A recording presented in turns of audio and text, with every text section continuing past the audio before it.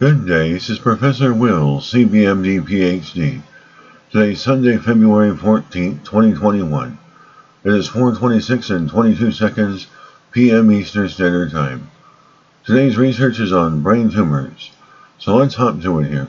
Aggressive brain tumor mapped in genetic molecular detail.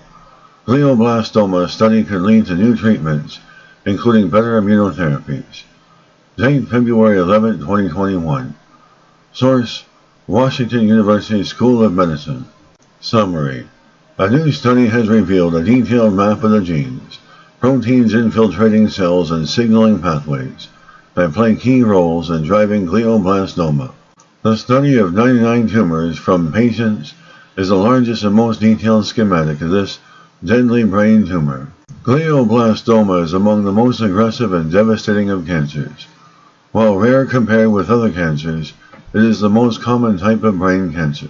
Even with intensive therapy, relatively few patients survive longer than 2 years after diagnosis, and fewer than 10% of patients survive beyond 5 years. Despite extensive studies focused on genomic features of glioblastoma, relatively little progress has been made in improving treatment for patients with this deadly disease. To improve therapies for this deadly cancer, understanding the tumor cells themselves is important but not enough. We also must understand the tumor cells' interactions with the surrounding environment, including immune cells in the connective tissues and blood vessels.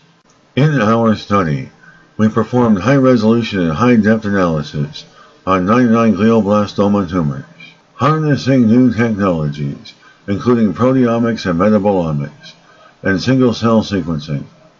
This study is an extremely deep dive into glioblastoma tumor biology, revealing new possibilities for therapy.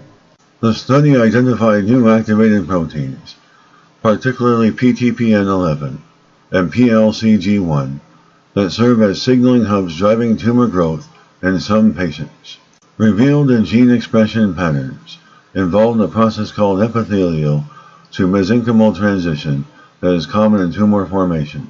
Identified 4 different categories by which to classify glioblastoma based on the number and types of immune cells present in the tumors, and determined how in understudying protein modification, acetylation may explain some functional differences between glioblastoma subtypes. Acetylation changes a protein's shape and often results in opening up DNA-protein complexes to facilitate gene expression.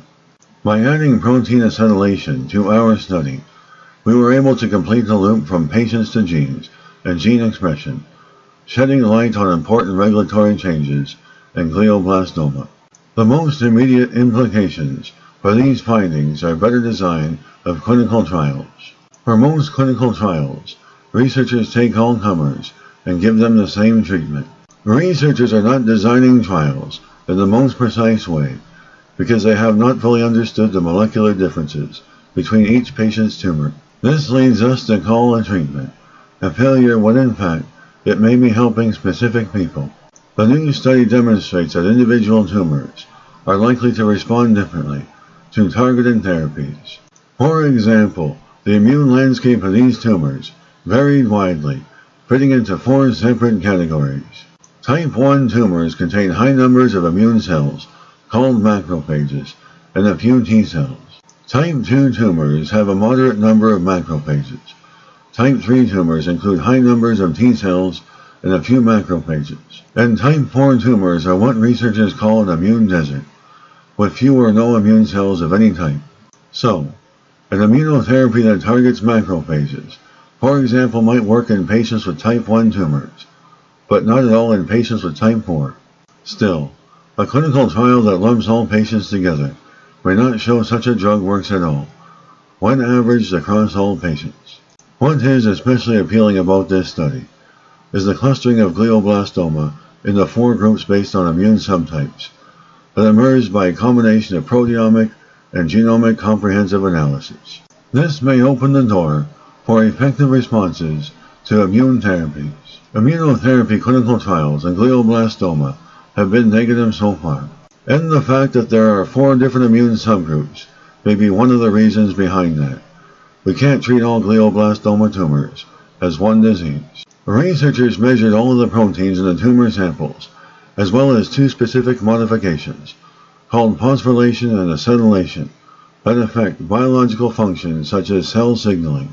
Adding these data into the genomic analysis of the tumors revealed a small subset of glioblastomas that did not fit neatly into any of the typical genomic subtypes. These mixed subtype tumors were associated with a poor clinical outcome, providing the researchers with clues to the factors affecting the aggressiveness of a tumor that were not evident from genetic information alone. These patterns provide additional information for researchers to understand how the glioblastoma subtypes they identified may vary in biological function. This multifaceted analysis provides an unprecedented level of detail, which is starting to connect the missing dots in glioblastoma.